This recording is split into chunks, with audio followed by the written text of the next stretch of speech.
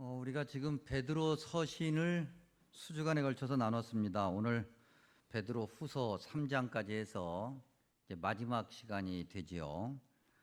베드로 서신을 마치면서 이제 베드로후서 3장을 통해서 우리가 가져야 될 어떤 믿음의 어떤 결론이라고 할까요? 이제 요약 결론 이런 것들을 다시 한번 확인해 보고자 합니다.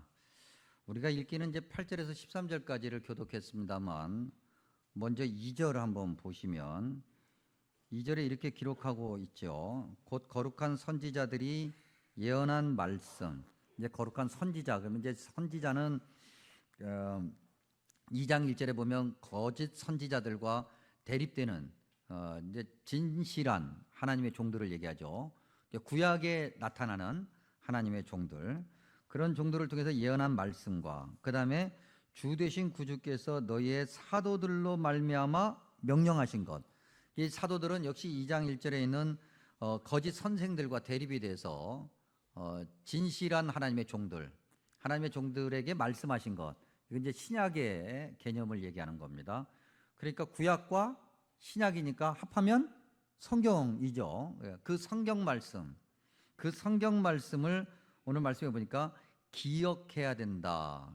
그러니까 올바른 믿음을 가지려면, 올바른 믿음을 가진 사람이라고 한다면 성경 말씀을 기억해야 된다. 근데 성경에서 뭐 이게 안다, 그 다음에 뭐 기억하다 이런 단어들은 머리로 아는 것이 아니라고 그랬습니다. 삶으로, 체험으로, 뭔가를 아는 건 체험으로 아는 거고요. 교실에 앉아서 공부해서 아는 것이 아니라, 그 다음에 기억하는 것도 마찬가지입니다. 몸으로 기억하는 걸 얘기하는 거죠. 몸으로 기억하는 건 안 잊어버리죠. 저희 집 아이들하고 저하고의 이렇게 차이점 중에 하나가 영어인데, 제가 이제 유학을 가서 있다 보니까 저도 영어로 말하고 듣는 걸 경험했고, 저희 집 아이들도 영어로 말하고 듣는 걸 경험했는데 저는 다 잊어버렸거든요. 그래서 뭐 그때도 잘한 건 아니지만 누군가가 영어로 만약에 말을 걸면 일단 온몸이 경직이 돼요. 온몸이 경직이 돼서 긴장부터 하고 그러는데, 이 아이들은 말하는 것이 자연스러워요. 다 잊어버렸어도 조금만 하면 금방금방 다 기억이 난단 말이죠. 무슨 차일까? 아이들은 삶에서, 생활하면서 영어를 습득하는 거죠. 그러니까 몸이 기억하는 거예요. 그냥 저절로. 근데 저는 공부해서 기억을 하는 거죠. 그러니까 환경이 달라지고 상황이 달라지고 긴장이 풀어지니까 다 어디 가는지 없어져 버렸어요. 다 없어져요. 물론 저도 기억하는 것들이 있습니다. 그 발음을 기억하려고 하고 그 상황을 기억하려고 하는 것들이 있어요. 근데 그래서 지금도 그 상황에 딱 들어가면 그때 하려고 했던 그런 발음의 흉내 내는 건데, 그런 것들을 하려고 저도 모르게 툭 튀어나옵니다. 그 살아남기 위한, 제 표현대로 하면 생존 영어 같은 건데, 생존 영어를 하는 그런 영어들은 잘 안 잊어버려져요. 몸이 기억하는 거죠. 몸이 먼저 반응하는 거죠.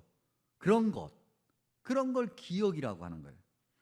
이런 기억의 어떤 대표적인 예가 고린도전서 11장에 있습니다. 고린도전서 11장에 보면 소위 성만찬 본문이죠. 주님께서 제자들에게 말씀하셨습니다.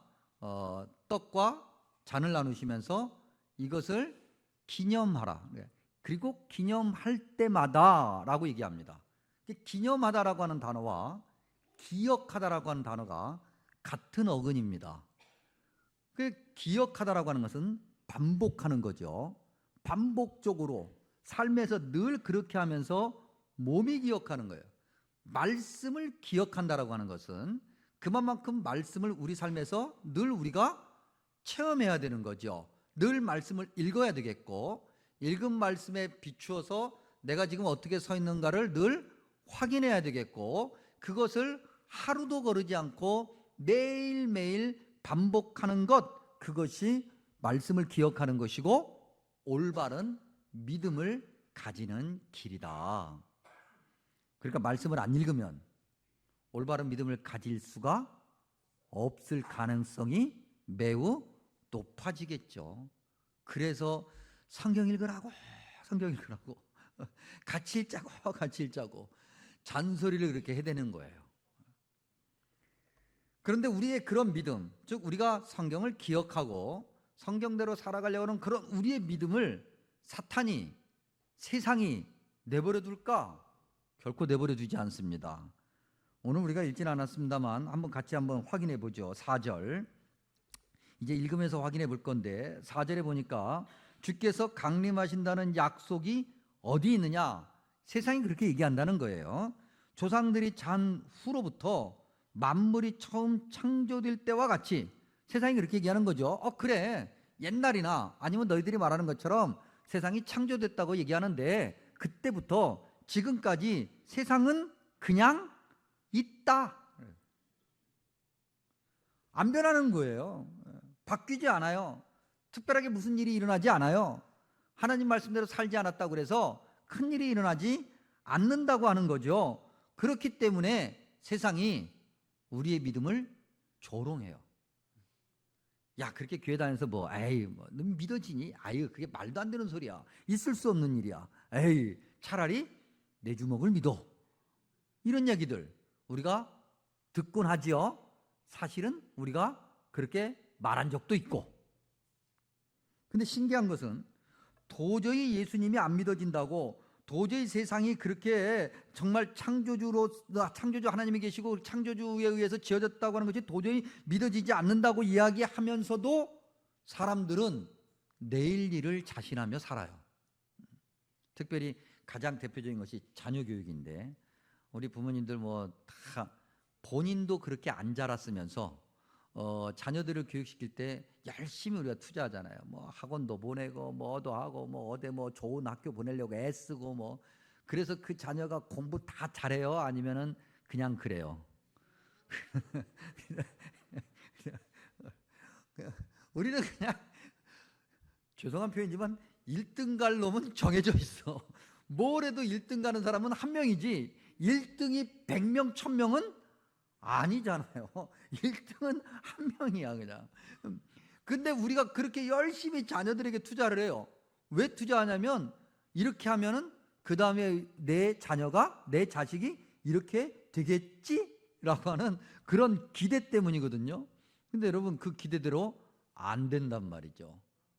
우리는 주님이 살아계신다라고 하는 것을 말도 안 되는 얘기라고 그렇게 믿지도 않으면서 세상은 말하기를 내일은 이렇게 될 거라고 기대하고 내일의 희망을 걸어요. 내일이 올지 안 올지도 모르면서 뭔가 앞뒤가 안 맞는 얘기잖아요. 내가 10년 후에 이렇게 할 거야, 20년 후에 이렇게 할 거야. 10년이 자기에게 올지 20년 후가 올지 어떻게 장담하냐고. 내일 일도 그야말로 모르는데, 근데 우리는 마치 10년이 나에게 보장된 것처럼 20년이 보장된 것처럼 그렇게 살아간단 말이죠. 말도 안 되는 얘기인데 우리는 거기를 너무 당연하게 생각하면서 창조주 하나님의 여호와 되심과 그 다음에 그분이 다시 우리에게 심판주로 오신다는 것에 대해서는 안 믿으려고 해요. 재림이 더디되고 있다, 옛날이나 지금이나 주님 오신다고 했는데 지금까지 안 오고 있다, 안 믿는다는 거죠. 또 얘기합니다. 성경 말씀, 즉 성경이라고 하는 것은 비이성적이고 비논리적이고 비현실적이고 비과학적인 미신일 뿐이다. 아니면 고대 사회에 여러 어떤 문학 작품들이 있는데 그 중에 하나일 뿐이다 라고 하면서 기록된 하나님의 말씀을 무시하는 세상의 소리를 듣곤 합니다. 그래서 너무 웃기죠. 조금이라도 어려운 일을 만나면 그렇게 하나님 말씀이 정말 하나님 말씀이 아니라고 무시하던 그 사람들이 조금이라도 어려운 일을 만나면 유명하다는 점쟁이를 찾아가요, 안 찾아가요? 찾아가잖아요. 심지어는 예수님을 믿는 사람들조차도 갈까? 갈등 정도는 다 하지요? 안 해요?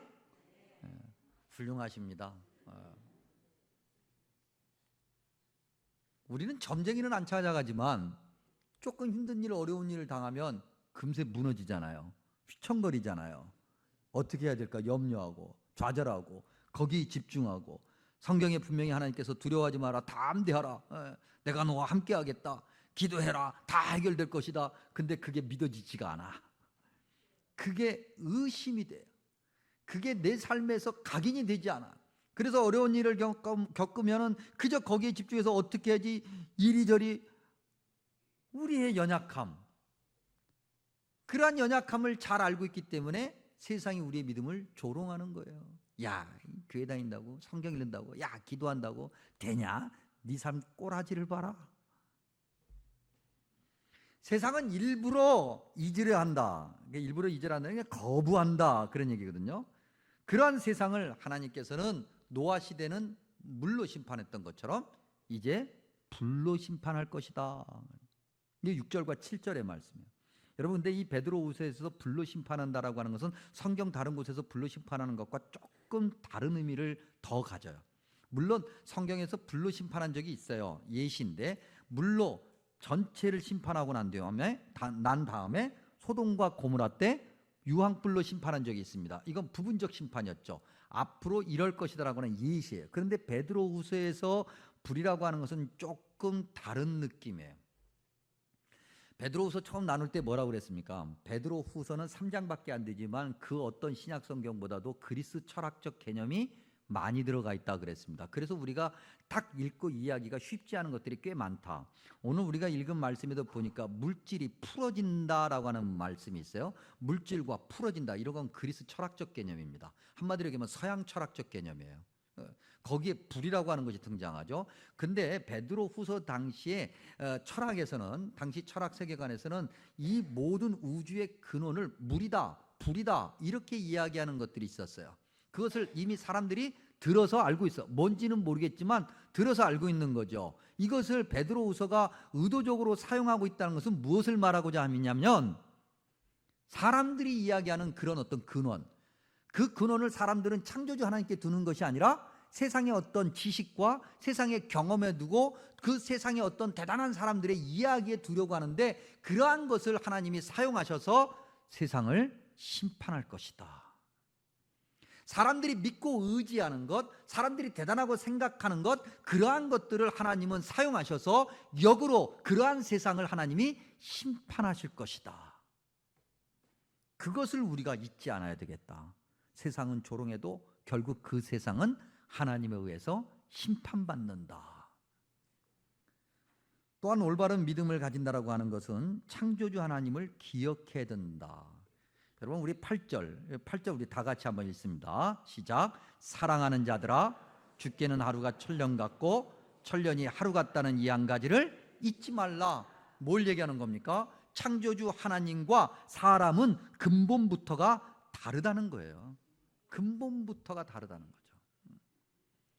그런데 사람들은요, 사람의 경험과 이성과 지식으로 말이죠, 마치 하나님을 증명이라도 할 수 있는 것처럼 그렇게 얘기하죠.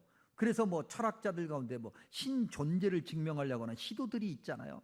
그래서 신은 존재하지 않는다. 결국 그건 성경에서 얘기하는 창조주 여호와 하나님을 얘기하는 건데, 여호와 하나님은 존재하지 않는다, 이렇게 얘기해요. 참 신기하죠. 부처가 신이 아니라고 하는 것에 대해서는 이야기하지 않아요. 그런데 창조주 하나님이 신이 아니라고 하는 것에 대해서는 사람들이 그렇게 이야기하려고 그래요.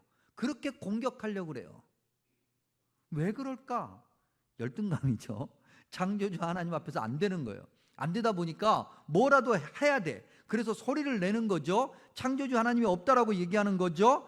그런데 여러분, 창조주 하나님이 없다고 그래서 인간의 이성과 지식과 경험으로 창조주 하나님을 증명한다고 해서 그것이 가능해질까? 여러분, 성경 곳곳에서 창조주 하나님과 피조물, 즉 죄와 교만으로 가득한 인간 그 피조물과의 그 차이를 설명한 곳이 아주 많지만, 그 중에서도 우리가 딱 두 곳만 보면, 첫 번째 이사야서 40장 1절이야. 특별히 이사야서 40장 1절에 이렇게 기록되어 있는데, 누가 손바닥으로 바닷물을 헤아렸으며 뼘으로 하늘을 쟀으며 땅의 티끌을 되에 담아 보았으며 접시 저울로 산들을 막대 저울로 언덕들을 달아 보았으랴. 손바닥으로 바닷물을 헤아렸어요. 이게 어떤 의미냐면, 바닷물이 있단 말이죠. 바닷물의 양이 어느 정도인지를 확인하기 위해서 오늘부터 손바닥으로 이렇게 바닷물을 한 번씩 퍼내는 거죠. 이렇게 퍼내서 다 퍼내고 난 다음에 손바닥으로 바닷물을 다 퍼내 보니까 몇 억만 번 퍼내면 이렇게 다 퍼내지더라. 이걸 하는 거예요. 여러분 이걸 할 수 있어요, 없어요? 하겠다는 사람이 있다면 여러분 잘 보살펴 주십시오, 그분을. 뼘으로 하늘을 잰다. 우리가 한 뼘, 두 뼘 이렇게 해서 길이를 재려고 하는 때가 있잖아요. 우리가 책상은 그렇게 재볼 수 있어요. 그런데 이 한 뼘으로 우주를 잰다? 말도 안 되는 거예요. 우리가 뭐 다 알고 있는 얘기인데 또 유치하지만 한 번 더 얘기해 보자고. 여러분, 태양과 지구의 차이가 얼마나 될까? 여러분, 태양의 크기와 과학자들이 하는 얘기입니다. 저도 과학자들이 이야기한 것을 저도 보고 배운 건데, 태양의 크기와 지구의 크기의 차이, 태양이 지구의 몇 배일까요? 100배랍니다. 100배. 크기가 100배랍니다. 뭐 제가 하는 얘기가 아니고 과학자들이 한 얘기예요. 그 100배 크기의 태양, 그 다음에 지구, 그 태양과 지구 이 사이의 거리는 얼마일까? 과학자들이 얘기하기를 지구보다 100배 큰 그 태양이 태양과 지구 사이에 100개가 들어가면 그게 태양과 지구의 거리래요. 무슨 말인지는 잘 모르겠어요. 아무튼 엄청 멀다는 거죠. 엄청 크다는 거고, 태양을 그려놓고 지구를 그리라 그러면 점을 하나 탁 찍으면 돼요. 그러면 그게 지구예요. 근데 신기한 건 태양과 이 지구의 거리 사이가 너무나도 적당해서 지구의 생명체가 존재해요. 요즘에 여러분 우리 지구 온난화 때문에 1도만 올라가도 지금 난리 나지 않았습니까? 근데 이 지구가 태양에 조금만 가까이 가도 모든 것이 타서 다 없어져 버리고, 지구가 태양에서 조금만 멀어져도 모든 것이 다 얼어붙어 가지고 아무것도 남는 것이 없게 되고, 그런데 아주 적당하게 딱 거리를 유지하면서 지구가 태양을 돌고 있어요. 신기하죠? 안 신기해요? 이게 왜 안 신기하게 느껴지냐면 우리는 맨날 그렇게 들었거든요. 그렇대. 그렇대. 맨날 들었거든. 세상에 너무 익숙해져 있는 거죠. 이게 안 신기한 거예요, 우리는. 이게 얼마나 신기해요. 그런 태양계가 셀 수 없이 많아서, 지구가 속해 있는 그 태양계가 셀 수 없이 많아서 은하계가 되고, 그 은하계가 셀 수 없이 많아서 우주가 된대요. 군단 그다음에 우주 하여튼 근데 우리는 아무도 신기하게 생각하지 않아요. 그 안에서 창조주 하나님의 섭리를 보려고 하지 않아요. 그저 사람들의 지식, 사람들이 말하는 것. 여러분, 사람들이 말하고 사람들이 이야기하는 그 지식적인 것이 얼마나 정확해요? 객관적 판단이 어디 있어요? 없어요. 근데 사람들은 다 그렇게 살려고 그래요. 그러면서 창조주 하나님을 무시해. 욥기 38장 1절 이하, 우리가 너무나도 잘 알고 있는 말씀이에요. 욥을 향해서 하나님께서 질문하시는 거죠. 자칭 나름대로 믿음을 지키고 나름대로 하나님과 가까이 그렇게 살아왔다라고 생각하는 그 욥을 향해서 하나님께서 물어보시는 겁니다. 내가 땅에 기초를 놓을 때 내가 어디 있었느냐? 이 말씀 나올 때마다 우리가 비유를 이렇게 들었습니다. 자, 여러분 가운데 저와 여러분을 포함해서 우리 모두가 내가 태어날 때를 기억한다. 손 들어보세요. 내가 태어날 때 딱 엄마에서 딱 나왔더니 할머니가 있었고 할아버지가 있었고, 누가 나한테 무슨 얘기 했는데 그걸 다 기억하시는 분 계세요? 아무도 없어요, 여러분. 만약에 누군가가 그렇다고 얘기하면 그건 우기는 거예요. 그건 우기는 거예요. 근데 태어나는 그 순간을 아는 분은 누구예요? 본인이에요? 부모예요? 부모가 알아요. 부모가 알아요. 천지를 창조하신 창조주 하나님, 그 창조의 근원에 함께 있었던 피조물은 아무도 없어요. 사람도 없어요. 심지어 사람은 맨 나중에 창조되었으니 더더욱이 존재할 수가 없어요. 그런데 그러한 사람이 창조주 하나님 앞에서 창조에 대해서 이러쿵저러쿵 얘기하면서 창조주 하나님이 있네 없네? 있을 수 없는 일이에요. 이런 창조주 하나님의 질문 앞에 욥이 42장 3절에서 회개하며 그랬어요. 성경에 회개라는 단어가 분명히 등장해요. 그러면서 욥이 뭐라고 얘기하냐면 무지한 말로 이치를 가리는 자가 누구니까? 나는 깨닫지도 못한 일을 말하였고 스스로 알 수도 없고 헤아리기도 어려운 일을 말하였습니다. 용서해 주옵소서. 우리가 할 수 있는 이야기라고 한다면, 우리가 해야 되는 이야기라고 한다면 창조주 하나님 앞에서 예하는 거예요. 그저 내가 죄인입니다. 그저 내가 오늘 하루도 교만하게 살았습니다. 이것이 우리가 해야 될 유일한 말이라면 말인 거예요. 우주 얘기할 필요도 없어요, 여러분. 소우주라고 얘기하는 우리 몸속에서 무슨 일이 일어나고 있는지 우리가 알아야 몰라요? 모른단 말이죠. 내 몸도 내가 모르면서 창조주 하나님에 대해서 이러쿵저러쿵 이야기하는 것은 교만 중에 상교만인 거죠. 그러므로 우리는 올바른 믿음을 가진 신앙인이라고 한다면 창조주 하나님을 기억하라. 꼭 잊지 않고 마음에 새겨야 된다. 그 창조주 하나님을 기억한다라고 하는 것은 동시에 무엇을 말하냐면 모든 것이 주님의 은혜라고 하는 거예요. 모든 것이 주님의 은혜. 여러분, 아까도 우리가 본 것처럼 사람들이 우리의 믿음을 조롱한다 그랬습니다. 그러면서 이야기하기를, 야, 재림이 언제 와? 주님 오신다고 그랬는데 도대체가 2000년 전부터 오신다고 계속 얘기했는데 지금이 2024년인데 아직도 안 와. 야, 오기는 틀렸어. 그거 쌩 거짓말이야. 이렇게 말하는 사람들에게 구절이 뭐라고 답을 합니까? 우리 구절 한번 보죠. 주의 약속은 어떤 이들이 더디다고 생각하는 것 같이 더딘 것이 아니라 사람의 생각과 시간으로 계산할 수 없다고 그랬어요. 그리고 난 다음에 오직 주께서는 너희를 대하여 오래 참으사. 여러분, 15절에도 이 단어가 나오죠. 우리 주의 오래 참으심. 주님께서 오래 참으시는 이유는 아무도 멸망하지 아니하고 다 회개하기에 이르기를 원하시기 때문이다. 15절에 보면 이것을 구원이라고 말하고 있는 거죠. 우리가 죽지 않고 지금 살고 있는 것, 아침에 눈 뜨고 숨을 쉬고 있는 것, 이런 것들은 다 주님께서 오래 참으시기 때문인 거예요.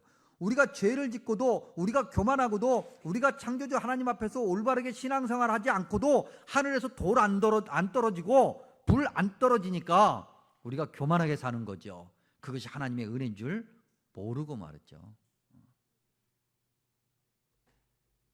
여러분, 우리가 하나님 앞에서 잘못할 때마다 뭐 하나님 앞에서는 뭐 좀 내려놓고 감히 거기까지 얘기 못 하겠어요.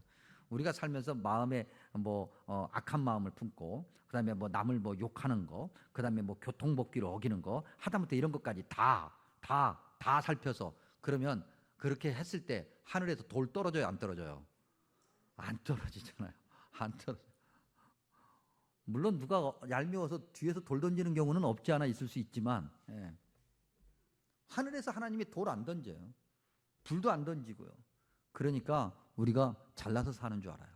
대단해서 사는 줄 알아요. 얼마나 교만한 거예요. 얼마나 웃겨요. 얼마나 우스워요, 여러분. 마태복음 5장 45절에 하나님이 그 해를 악인과 선인에게 비추시며 비를 의로운 자와 불의한 자에게 내려주신다. 해와 비를 선인과 악인에게 동시에 주시니까 이것이 마치 자기가 잘나서 얻은 것인 양 착각하게. 하나님께서 은혜로 주셨다고 하는 것을 모른다고 하는 거죠. 은혜로 주셨다고 하는 것을, 우리가 하나님의 은혜로 산다고 하는 것을 모르고 살아간다는 거죠. 아침에 눈을 뜨고 저녁 잠자리에 들 때까지 내가 숨을 쉬며 살 수 있는 것에 감사하고, 그 다음날 아침에 다시 눈을 뜨고 일어나 일터로 나가는 것이 하나님의 은혜인 줄 알고 창조주 하나님께 감사해야 되는데, 어디 그래요, 여러분? 여러분 감사합니까? 여러분 감사해요? 정말 감사하면 이렇게 신앙생활하면 안 되지요. 우리는 잊지 않아야 돼요. 모든 것이 하나님의 은혜라고 하는 것을. 모든 것이 하나님의 은혜라. 그러나 우리가 정말 잊지 않아야 될 것이 하나 더 있는데, 그것은 주님이 반드시 심판주로 다시 오신다고 하는 거예요. 재림이, 주님의 강림이 시간이 더디다고 이야기한다 할지라도 주님의 강림이 없는 것은 아닌 거예요. 반드시 오신다. 여러분, 우리가 주님의 재림, 주님의 다시 오심을 너무 좁은 의미로 해석을 해요. 그래서 주님께서 진짜 물리적으로 다시 오는 것만 생각을 해요. 우리가 가는 건 왜 생각을 안 해요? 우리가 가는 것도 주님의 재림 안에 포함되어 있다고 해요. 여러분, 10절에 보니까 그날이, 주의 날이 도둑같이 온다 그랬어요. 알 수 없다는 거잖아요. 여러분, 우리 베드로 서신에서 처음 얘기하는 건 아니지 않습니까? 이미 주님께서 인간의 몸으로 이 땅에 오셔서 복음서에서 이미 말씀하신 적이 있습니다. 마태복음 25장 1절에서 13절, 소위 열처녀 비유라고 그렇게 별명하는 그 본문에서 주님께서 뭐라고 말씀하셨습니까? 슬기로운 처녀 5과 미련한 처녀 5이 있다. 슬기로운 처녀들은 등과 기름을 준비했는데 미련한 처녀들은 등만 준비했다. 여러분, 이게 무엇을 얘기하는 건지 아십니까? 예배를 드린다는 거죠. 다 예배 드리는 거예요. 저와 여러분이 다 예배 드려. 이건 등을 준비하는 거예요. 일주일에 한 번, 주일이니까 교회 가서 예배 드려야 되는 건 다 한 번쯤 해야 된다라고 하는 생각으로, 그렇게 하면 내가 천국 가겠지라고 생각하면서 다 등을 준비하는 거예요. 근데 정작 기름을 준비를 안 해네. 밤중에 신랑이 갑자기 찾아왔습니다. 슬기로운 처녀 5은 일어나서 신랑을 맞이합니다. 그 등에 기름을 채우고 불을 붙여서 신랑을 맞이하는데 미련한 처녀 5은 등만 있지 기름이 없어요. 불을 붙일 수가 없는 거예요. 그때서 슬기로운 처녀 5에게 기름 좀 빌려달라고 합니다. 여러분, 마지막인데, 마지막 날인데 빌려주면 안 되는 거예요. 못 빌려주는 거예요. 마지막 날엔 기회가 없는 거예요. 문제는 그 마지막이 언제일지 아무도 모른다는 거죠. 여러분, 이 말씀은 너무나도 무시무시한 말씀이에요. 슬기로운 처녀 5은 신랑과 함께 들어갔어요. 천국에 들어갔고 문이 닫혔어요. 미련한 처녀 5은 못 들어가요. 문을 두드리며 열어달라고 비명을 질러요. 그때 마태복음 25장 12절과 13절, 내가 너희를 알지 못한다 그랬어요. 그런즉 깨어있으라. 너희는 그날과 그때를 알지 못한다. 여러분, 거듭거듭 말씀드리지만 이건 그냥 비운에 하고 훅 지나갈 일이 아니에요. 너무너무 무서운 말씀이에요. 우리가 죽으면 확실하게 알 수 있는 말씀이에요. 근데 문제는 죽으면 다시 못 와요. 못 와요. 일부 예배 때는 말씀 안 드렸는데 어떤 권사님하고 이렇게 대화를 하다 보니까 당신 이모가 이제 미국에 사는데 그 이모가 이제 갑자기 많이 아프셨답니다. 그래서 이제 돌아가실 정도로, 그래서 이제 혼수 상태, 의학적으로는 코마 상태죠. 근데 실제로는 거의 죽은 거나 마찬가지죠. 호흡기만 떼면 죽는 거예요. 그래서 이미 사실은 죽은 거야. 의학적으로는 이제 죽었다고 해도 과언이 아닌 그런 상태인데, 그렇게 한 10일 정도 있다가 그분이 깨어나셨어요. 깨어나시면서 하시는 말씀이, 야, 내가 그동안에 천국에 갔다 왔는데, 야, 이 세상과 미국이라는 나라는 자연 자체가 굉장히 좋은 나라거든요. 그러니까 야, 내가 미국이 제일 좋은 줄 알았더니 미국하고는 비교도 안 되게 너무 좋더라. 그런데 하나님께서 나한테 뭐라고 말씀하냐면, 야, 너 아직 한 가지 일을 안 하고 왔어. 그러니까 한 가지 일을 하고 오라고 하는 거예요. 근데 그게 뭐냐면, 미국에서 열심히 살다 보니까는 이제 경제적으로 괜찮아지고 다 좋아졌는데 나 혼자 먹고 살기 위해서 너무 애썼다는 거죠. 그래서 친척들을 다 미국으로 한번 불러서 여행 한번 시켜주고 그다음에 네가 천국 와라. 그렇게 하나님이 얘기하시대요. 왜 하나님이 그렇게 얘기했는지 난 잘 모르겠어요. 나중에 천국 가서 그분과 만나고 하나님께 여쭤봐야 알겠는데, 어쨌든 그렇게 얘기를 하셨대요. 그래서 이분이 진짜로 그렇게 한 거예요. 그래서 계시는 동안에 다 친척들을 미국으로 다 초대해가지고 미국 여행을 다 시켜줬어요. 하나님이 하라고 했으니까 다 시켜줬어요. 그리고 난 다음에 그분이 그랬다는 거예요. 이제 하나님께서 하라는 거 내가 다 했으니까 이제 가도 돼. 그리고 진짜 가셨어요. 천국을 본 거죠. 너무 좋았던 거죠. 이것과 비교할 수 없었던 거죠. 자기가 가지고 있는 거 다 털어서 다 해도 아깝지 않았던 거죠. 근데 여러분, 모두가 다 그런 건 아니에요. 모두가 다 천국 보고 난 다음에 와서 주님께서 야, 이거 할 때 이거 하고 다시 와라고 말하는 게 아니에요, 여러분. 그러니 우리가 늘 주님 말씀 그대로 깨어 있어야 돼요. 그날과 그때를 알지 못해요. 그날이 언젠지 알 수 없어요. 늘 정신 차려야 돼요. 베드로후서 3장 11절과 12절에 너희가 어떤 사람이 되어야 마땅하냐? 거룩한 행실과 경건함으로 하나님의 날이 임하기를 바라보고 간절히 사모하라. 13절에 뭐라고 되어 있습니까? 우리는 그의 약속대로 의가 있는 곳인 그의 약속대로, 주님께서 약속해 주신 거잖아요. 약속하신 대로 새하늘과 새 땅을 바라본다. 표현할 수가 없는 거예요. 뭐라고 표현이 안 돼요. 뭐라고 표현이 안 돼서 굳이 표현한 단어가 새하늘과 새 땅이야. 이제 베드로후서가 이게 말씀을 마치면서 다시 한번 우리가 가져야 될 믿음을 요약하고 있는데, 12절 방금 전에 우리가 봤던 거죠. 한 번 더 보면 주님이 다시 오심을 또는 우리가 주님 뵙는 것을 바라보고 간절히 사모해라. 여러분, 특별히 이 바라본다라고 하는 단어를 잘 봐야 됩니다. 바라본다라고 하는 단어는요, 마음이 향하고 있는 그 어떤 모습을 얘기해요. 좀 더 바꿔 얘기하면 네 마음이 어디 있느냐 이 얘기예요. 여러분, 저와 여러분의 마음이 어디 있습니까? 지금 예배 드리는 동안 여러분, 지금 이 순간 저와 여러분의 마음은 주님께 있습니까? 아니면 예배 끝나고 난 다음에 콩밭에 있습니까? 어디 있어요? 어디 있어요, 여러분? 콩밭에 있지 뭐.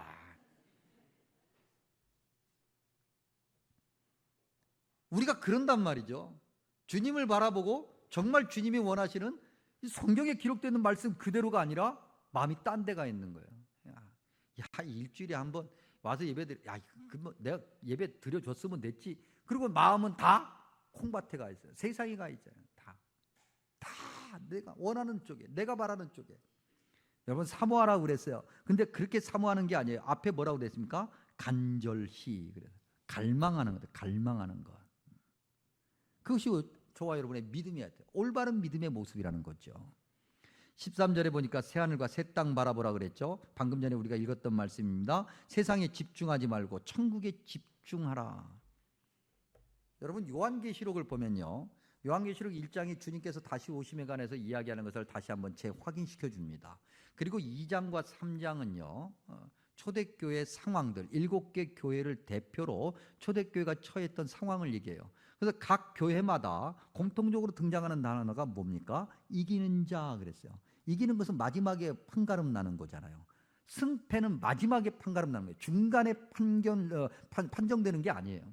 마지막에, 인생 마지막에 이기는 자냐 아니면 패한 자냐가 결정되는 거예요. 즉, 이길 때까지, 조금 이따도 우리 확인하겠습니다만, 쉬지 않고 가는 거예요. 그리고 난 다음에 그렇게 마지막까지 이긴 자에게 보여주시는 것이 4장에 등장을 해요. 4장에 뭐가 등장합니까? 24장로가 천국의 보좌에 앉아서 주님을 찬양하는 것 말이죠. 주님께서 약속하신 것. 아, 그래, 잘 견뎠어, 훌륭해, 열심히 잘 살아왔어, 대단해, 자 이제 이거 봐라. 우리가 바라봐야 될 것이 그런 거라는 거죠. 새하늘과 새 땅. 지금 내가 서 있는 곳이 축축해요. 너무나도 음산하고 음침하고 찬 기운이 발목을 넘어서 말이죠, 무릎에 올라오고 허벅지로 올라와. 그래도 움직이지 않는 거예요.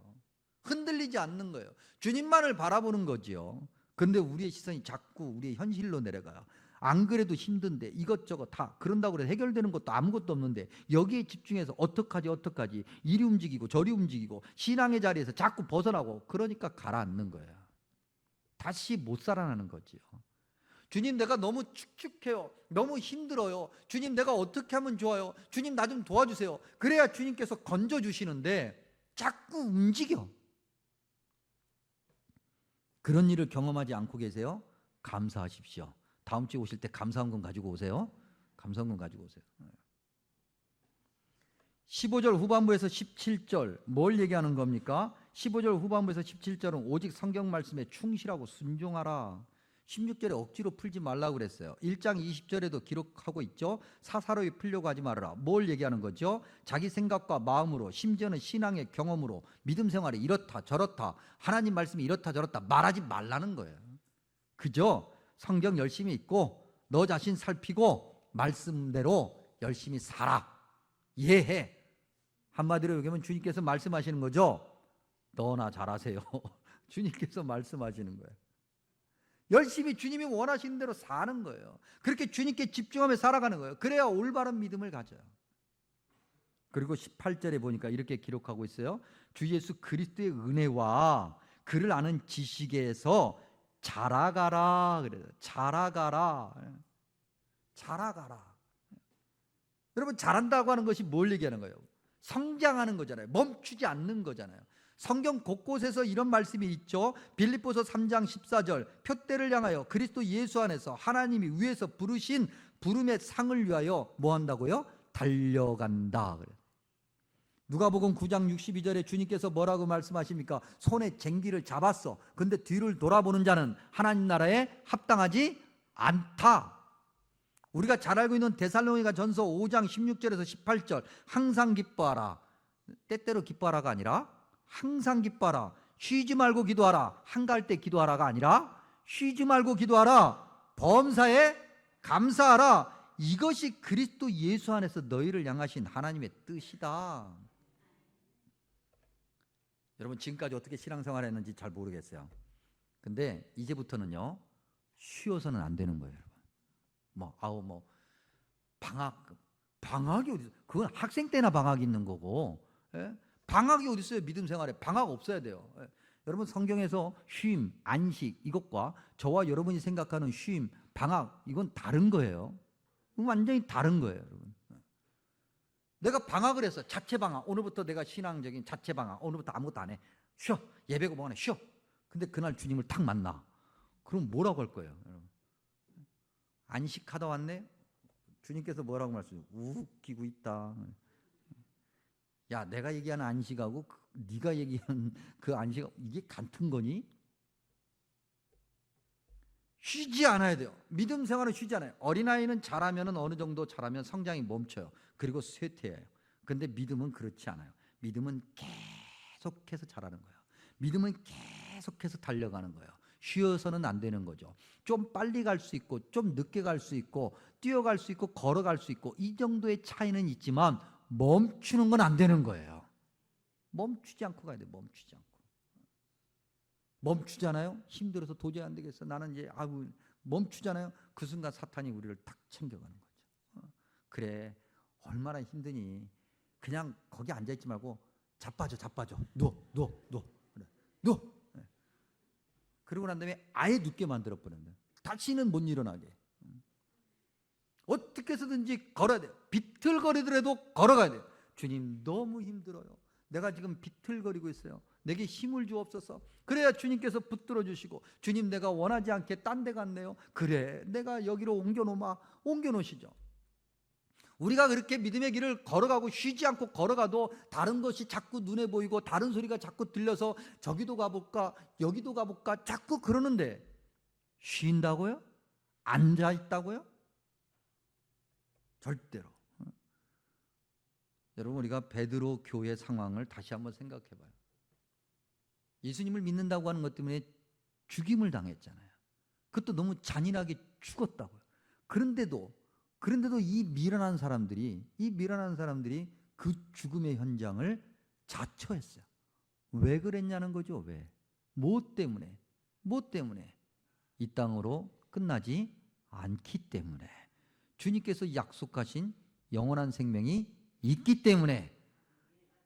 동서고금을 막론하고 모든 인간이, 아니 모든 생명체가 그 죽음을 두려워하는 그 두려움은 곧 죽음 너머에 주님께서 약속하신 그 장소가, 그곳이 있다는 거잖아요. 베드로 서신을 마치면서 우리 베드로전서 4장 7절 말씀 우리가 다시 한번 확인해야 될 것 같습니다. 베드로전서 4장 7절 읽으면서 말씀을 마칩니다. 만물의 마지막이 가까이 왔으니 그러므로 너희는 정신을 차리고 근신하여 기도하라. 아멘. 기도하겠습니다. 참으로 좋으신 아버지 하나님, 베드로 서신 말씀을 우리에게 들려주시고 우리가 그 말씀을 마음에 새길 수 있는 영적인 기회를 주시니 감사합니다. 주님, 그저 듣고 그저 흘려 떠나보내는 그런 어리석은 자가 되지 않도록 주님, 우리를 지켜주옵소서. 마음에 새기게 하시고 간직하게 하시고 주님이 원하시는 삶을 살아가게 해 주옵소서. 세상에 집중하지 않게 하시고 주님께서 우리에게 약속해 주신 새하늘과 새 땅을 바라보고 간절히 사모하며 그렇게 주님께만 집중하며 사는 믿음의 백성 삼아 주옵소서. 천국 백성 삼아 주옵소서. 예수님의 이름으로 간절히 기도하옵나이다. 아멘.